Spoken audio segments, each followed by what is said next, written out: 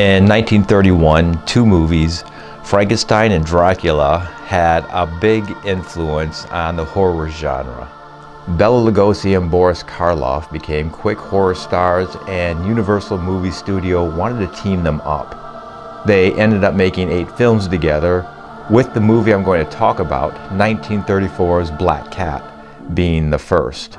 Although inspired by Edgar Allan Poe, this movie has nothing to do with his short story called The Black Cat. The movie's budget was just under $100,000 and was shot in 19 days. The house in this movie was inspired by the Ennis Brown house, a home designed by Frank Lloyd Wright, which was completed in 1924. Silent films had stopped being made around 1930, and those movies relied on orchestra background music. The Black Cat has this kind of music score, although it's not a silent film. The movie features a Luciferian cult and a bit of a morbid story with a pretty disturbing ending. Because of this, some people claim that this is really a satanic film, but is it? Nearly all societies have developed the idea of an evil force or entity, and you can't have Satanism without Satan. Most already know that the word Satan has evolved from a Hebrew term for adversary into the Christian figure of a fallen angel who tempts mortals into sin. Today's Satanism really got going in the 1960s with Anton LaVey and his Church of Satan. There were atheists that used Satan as a metaphor that represents rebellion and embracing one's natural desires and instincts. The terms Satanism and Satanists first appeared around the 16th century when they were used by Christian groups to attack rival groups. Satanists were accused of blasphemy, murder, and all kinds of diabolical things. This movie starts with an American couple honeymooning in Hungary. Peter and his wife Joan are told that due to a mix-up, they must share a train compartment with Dr. Werdergast, a Hungarian psychiatrist, who says he is traveling to see an old friend. As the night wears on, the couple learns that he left home 18 years earlier to fight in World War I and has not seen his wife since, as he has spent the last 15 years in a Siberian prison camp. They, along with Werdergast's assistant Thamal, transfer to a bus. When they are near Werdergast's destination, a remote home that an architect named Polzig built upon the ruins of a military fort, the driver of the bus loses control and drives off the road.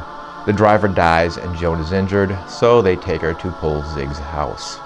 After treating Joan's injury, Werdergast tells Polzig that he has come for revenge, as he knows that he betrayed a fort that Polzig commanded to the Russians, resulting in the death of thousands of soldiers and his imprisonment. Then stole his wife and daughter after telling them he was dead. As Peter enters, Polzig's Black Cat walks by, and Werdergast, who suffers from severe ailurophobia, which is a fear of cats, kills it. Joan enters, behaving erratically because of a tranquilizing drug that Werdergast had given her. The guests who go to their rooms, and Polzig, carrying a black cat, surveys a collection of preserved dead women on display in glass cases in his basement. He brings Werdergast to see one of the women, Werdergast's wife, and says she died of pneumonia 2 years after the war. Then explains that he embalmed her to maintain her beauty. Also that his daughter, named Karen, had died in an accident. Heartbroken, Werdergast almost shoots Polzig, but he is spooked by the cat. And Polzig says they should wait to have their confrontation until after that young couple leave. Polzig then joins Karen, who is alive and now his wife, instructing her not to leave the room.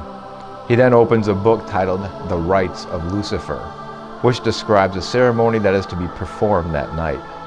In the morning, Joan and Peter hope to leave that day. Werdergast confronts Polzig about how he's been looking at Joan, and Polzig mentions the ceremony scheduled for that night and admits he intends for Joan to stay. He and Werdergast play a game of chess to decide the fate of that couple, and after losing, Werdergast and his servant place Peter in a cell in the basement and lock Joan in her room. Karen later stumbles upon Joan and tells her that her father, Werdergast, is still alive and is in the house. But the women are caught by Polzig. He and Karen go into the next room, and Joan hears Karen scream. That night, Polzig's cult gathers at his house. Joan is brought in and Polzig approaches her. A cult member sees something which causes her to scream and faint. Taking advantage of the distraction, Werdegast and Thamal grab Joan and carry her away. Thamal is shot by Polzig's servant just before Thamal kills him. Werdegast urges Joan to forget about Peter and to escape. She tells him that his daughter is alive and married to Polzig, and he runs off, finding Karen dead on a slab. Polzig enters in a fight. A dying Thamal helps Werdegast, overpowers Polzig, and shackles him to his embalming rack. Werdegast tells Polzig that he'll now have his revenge and begins to skin Polzig alive. Peter arrives and thinks that Werdegast is the villain, so he shoots him. As the young couple escape, a wounded Werdegast ignites demolition charges left over from when the house was a military installation and blows the place up.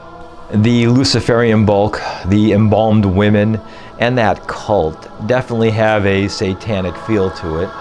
Also, this movie was the director's idea, which came from his personal demons, including a fixation on the occultist Aleister Crowley. So, if you're religious, you might consider this to be a satanic movie. And if you're not a believer, because of the dark themes, the film score, the set design, and the touch of blasphemy, I think someone like Anton LaVey might also consider this a satanic film. Regardless of how you may feel about Satan and embalming women whom you have crushes on, this is a pretty fun movie. It was made during a time where film was trying to transition from theater to silent to talkie films, and is worth a watch. Good night. Certain ancient books say that the black cat is the living embodiment of evil. Those same books, if I am not mistaken, teach that the black cat is deathless. Deathless as evil. Boo.